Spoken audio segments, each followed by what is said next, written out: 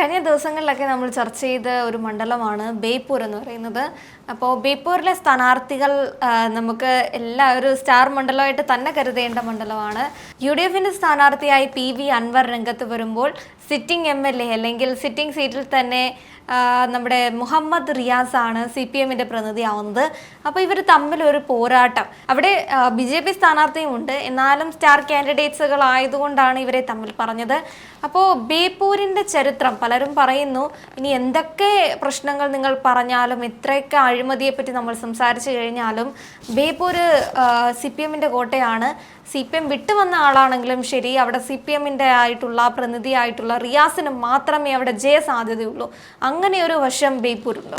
അല്ല, ബേപ്പൂർ ഏതാണ്ട് 1965 65 മുതലാണ് ബേപ്പൂർ മണ്ഡലമുള്ളത്. അപ്പോൾ തുടക്കത്തിലൊക്കെ LDFന് അവിടെ ഒരു ചാത്തുണ്ണി മാസ്റ്ററൊക്കെ ജയിച്ച ഒരു മണ്ഡലമായിരുന്നു.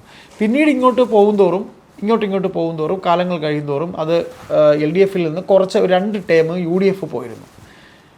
ഇപ്പോൾ അവസാനം ഈ മുഹമ്മദ് റിയാസ് മത്സരിക്കുന്നതിന് മുമ്പ്, അതായത് മുഹമ്മദ് റിയാസ് മത്സരിക്കുന്നതിന് മുമ്പ് എന്ന് പറഞ്ഞാൽ 1980 മുതൽ LDFിൻ്റെ കയ്യിലാണ്. അപ്പോൾ ബേപ്പൂർ മണ്ഡലം മുഹമ്മദ് റിയാസിനെ ഏൽപ്പിക്കുന്നതിന് മുമ്പ് VKC മുഹമ്മദ് എന്ന് പറഞ്ഞ് VKC ചപ്പലിൻ്റെ ഓണർ, അദ്ദേഹം അറിയാമല്ലോ, VKC ചപ്പൽ അറിയാമല്ലോ, അതിൻ്റെ ഓണറെയാണ് അവിടെ മത്സരിപ്പിച്ചത്. ഇപ്പോൾ ബേപ്പൂർ ഒരു മുസ്ലിം കോട്ടയാണ്, അവിടെ ന്യൂനപക്ഷങ്ങൾ മാത്രമുള്ള ആ കോട്ടയിൽ അവിടെ എന്ന് പറയുമ്പോഴത്തേക്ക് അവിടെ എനിക്ക് തോന്നുന്നു BJPയുടെ ഒരു പ്രകാശ് ബാബുവോ മറ്റോ ആണ് അവിടുത്തെ സ്ഥാനാർത്ഥി. BJPയുടെ സ്ഥാനാർത്ഥിയൊക്കെ അവിടെ അപ്രസക്തമാണ്, പക്ഷേ അദ്ദേഹം നല്ലൊരു നേതാവാണ്, ചാനൽ ചർച്ചകളിലൊക്കെ പങ്കെടുക്കുന്ന ഒരു നേതാവാണ് പ്രകാശ് ബാബു. അപ്പോൾ ഇവിടെ നമ്മൾ നോക്കുമ്പോൾ ഇതൊരു ഇടതുകോട്ട തന്നെയാണ്. ഇടതുകോട്ടയിൽ ഇപ്പോൾ PV അൻവർ എങ്ങനെ അവിടെ മത്സരത്തിന് വന്നു എന്നുള്ളൊരു ചർച്ചാ വിഷയമാണ്. PV അൻവർ എന്നു മുതലാണ് പിന്നെ ശരിക്കും മുഖ്യമന്ത്രിയുടെ ഒരു ചട്ടമ്പി തന്നെയായിരുന്നു PV അൻവർ, സഭയിൽ ഒരു ചട്ടമ്പി തന്നെയായിരുന്നു PV അൻവറെ.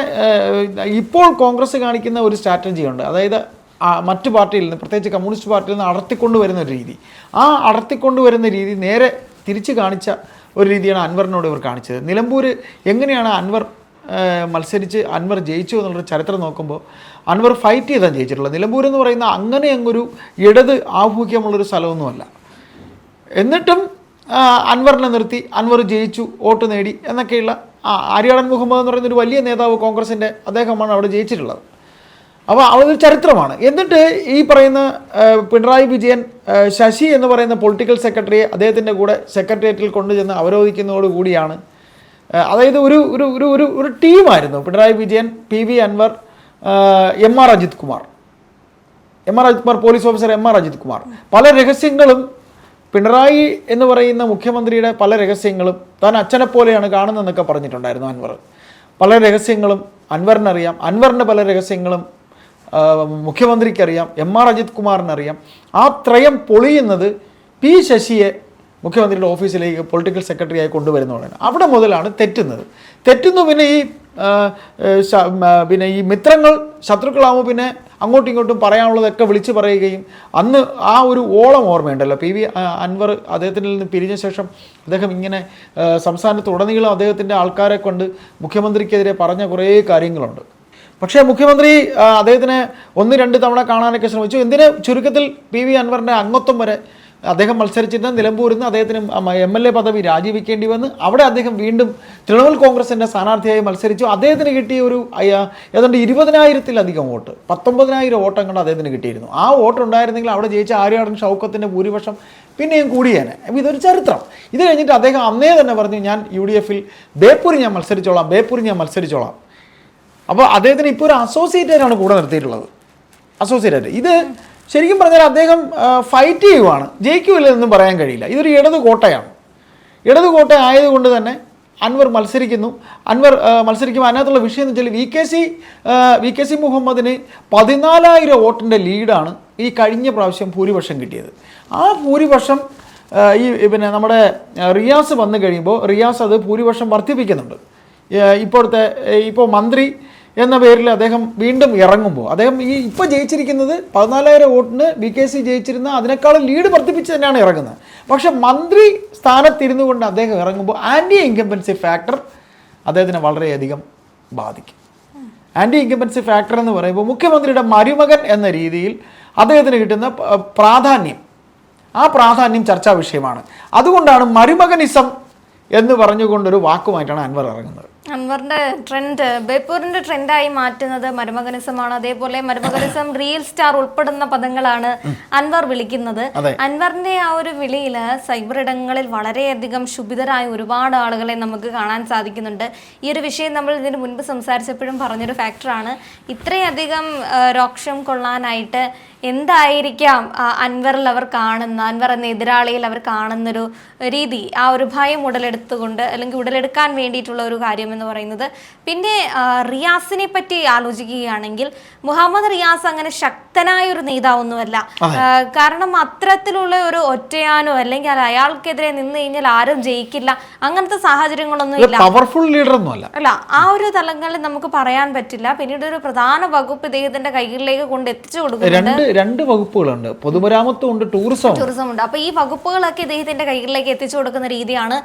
ഈ വകുപ്പിന്റെ പ്രകാരം സംതൃപ്തിയാണോ, പൂർണ്ണ സംതൃപ്തിയാണോ എന്ന് ചോദിച്ചാൽ നമുക്ക് അങ്ങനെ പറയാൻ സാധിക്കുന്നതല്ല.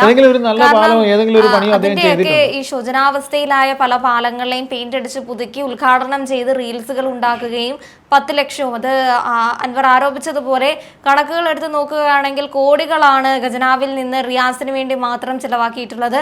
അത് നിങ്ങൾ വിചാരിക്കുന്ന പോലെ ടൂറിസം പദ്ധതികൾക്ക് വേണ്ടിയോ അല്ലെങ്കിൽ ജനസേവനത്തിന് വേണ്ടിയോ ഒന്നുമല്ല, തൻ്റേതായിട്ടുള്ള പബ്ലിസിറ്റിക്ക് വേണ്ടിയിട്ട് മാത്രം ചിലവഴിച്ച കോടികളുടെ കണക്കാണ് പുറത്തേക്ക് വരുന്നത്. ഇതൊക്കെ ആലോചിക്കുമ്പോൾ ബേപ്പൂരിലെ ആൾക്കാർക്ക് കുറച്ചെങ്കിലും ബോധമുണ്ടെങ്കിൽ അവർ റിയാസിന് കുത്തില്ല എന്നൊരു രീതിയാണ് മുന്നോട്ട് വരുന്നത്. പക്ഷേ റിയാസ് അങ്ങ് വെറും പാഴാണോ എന്ന് അങ്ങനെയൊന്നും നമുക്ക് പറയാൻ പറ്റില്ല. അത്യാവശ്യം ഒരു പൊളിറ്റിക്കൽ സെൻസ് ഉള്ള ഒരാൾ തന്നെയാണ് മുഹമ്മദ് റിയാസ്.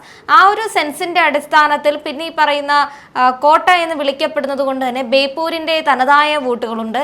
ഈ തനതായ വോട്ടുകളാണ് റിയാസിലേക്ക് പോകുന്നത്. പക്ഷെ ഇവരുടെ തന്നെ കോട്ടയിലെ ഒരു നേതാവായിരുന്നല്ലോ PV അൻവർ എന്ന് പറയുന്നത്. അവരുടെ ഓൺ സ്ഥാനാർത്ഥി പാർട്ടി ചിഹ്നത്തിലോ മത്സരിച്ച ആളൊന്നുമല്ല, സ്വതന്ത്രനായിരുന്നു. പറഞ്ഞോളൂ. അല്ല, അതോടൊപ്പം തന്നെ അൻവർ നിലമ്പൂരൊക്കെ പറയുന്നൊരു ഫാക്ടർ കേട്ടിട്ടുണ്ടായിരുന്നു. എനിക്ക് തെരഞ്ഞെടുപ്പ് എന്ന് പറയുന്നത് നിങ്ങൾ കാണുന്ന അല്ലെങ്കിൽ നിങ്ങൾ അൻവർ ഇവിടെ നിൽക്കാം, ഞാൻ ഇവിടെ സ്വതന്ത്രനായി നിന്നാൽ പോലും എനിക്ക് വോട്ടുകൾ കിട്ടുമെന്ന് എനിക്കറിയാം എന്ന് നിലമ്പൂർ അയാൾ പറഞ്ഞിട്ടുണ്ടായിരുന്നു. തദ്ദേശ സമയത്ത് അൻവർ മത്സരിക്കുന്നുണ്ടോ എന്ന് ചോദിച്ചപ്പോൾ അൻവർ ഇപ്പോൾ മത്സരിക്കുന്നില്ല, അല്ലെങ്കിൽ ഞങ്ങളുടെ ലേബലിൽ അൻവർ ഇപ്പോൾ മത്സരിക്കില്ല, അതിനൊരു സാധ്യതയില്ല എന്ന് VD സതീശൻ വെറുതെ ഒരു സസ്പെൻസ് ഇട്ടതായിരുന്നു. അതിനുശേഷം നമുക്ക് സസ്പെൻസ് ആയിട്ട് കാണാൻ പറ്റുന്നത് ഇവരുടെ ബേപ്പൂർ കോട്ടയിൽ കൊണ്ടുവന്ന് ഏറ്റവും കൂടുതൽ ചർച്ചാ വിഷയമായിട്ടുള്ള മുഹമ്മദ് റിയാസിനെതിരെ നിർത്തുന്നു. അതങ്ങനെ ഒരു വെറുതെ അങ്ങ് നിർത്തുന്നതോ അല്ലെങ്കിൽ ചാവേറൊന്നും അല്ല അൻവറിന് കൃത്യമായിട്ടുള്ള പൊളിറ്റിക്കൽ വശങ്ങളുണ്ട്.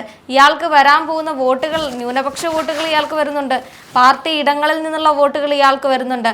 അതേപോലെ പരസ്യമല്ലാത്ത രഹസ്യ പിന്തുണ PV അൻവറിനുണ്ട്. അതാണ് അൻവറിന് അവിടെ കിട്ടാൻ പോകുന്ന ഈ വോട്ടുകളുടെ എണ്ണം അല്ലെങ്കിൽ വോട്ട് ഭൂരിപക്ഷം എന്ന് പറയുന്നത്. അത് നമുക്ക് ഇലക്ഷന് മുമ്പ് ഇങ്ങനെ സ്ഥിരീകരിക്കാനൊന്നും പറ്റില്ല. ഇത്ര ഭൂരിപക്ഷം നിശബ്ദ വോട്ടുകൾ ഒരുപാട് അൻവറിന് കിട്ടും, നിശബ്ദ വോട്ട് കിട്ടും. പിന്നെ ഈ പറയുന്ന പോലെ VKC